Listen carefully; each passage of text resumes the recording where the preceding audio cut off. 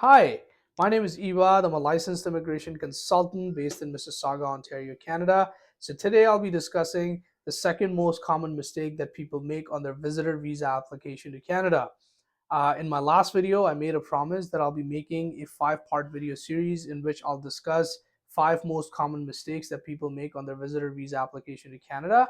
So this video is going to be the second part of that five-part video series. So in this video, I'll discuss the second most common mistake that people make on visitor visa application to Canada. So let's get started.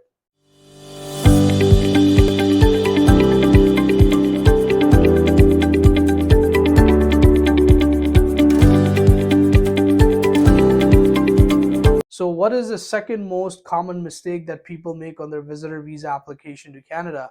Well, the second most common mistake that people make is that they fail to convince an immigration officer that they have enough ties back home that they will eventually leave Canada and go back. The immigration officer who's processing your application needs to be convinced that you're coming to Canada, but you have enough reasons to go back to your home country. So if the officer is convinced that you don't have enough reasons to go back to the country you came from, you'll be considered as a red flag and you may not get the visa. So what are the factors that are considered to establish ties back home?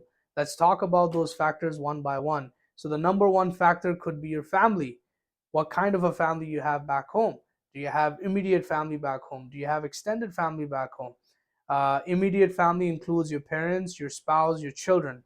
So it's a strong family connection. It convinces an officer that you have immediate family back home and you will go back to them.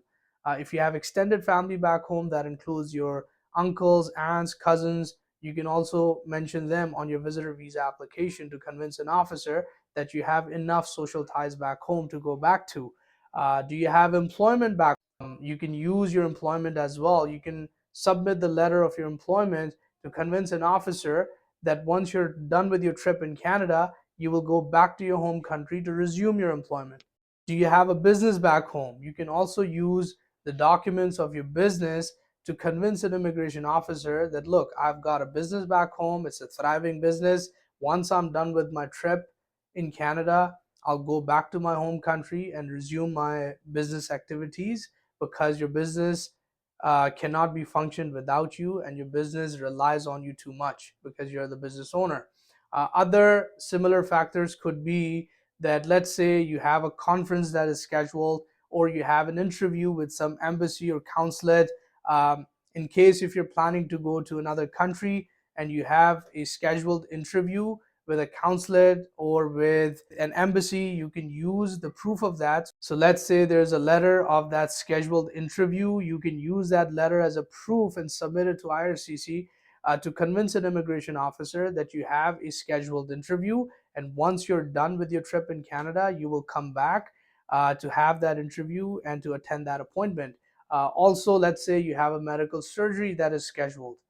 If you have a medical surgery or you have any medical issues, you can get the letter from the doctor and you can submit that letter to IRCC with a date that you have a scheduled surgery. So these are the factors that are considered to establish ties to your home country before an immigration officer can give you a visa.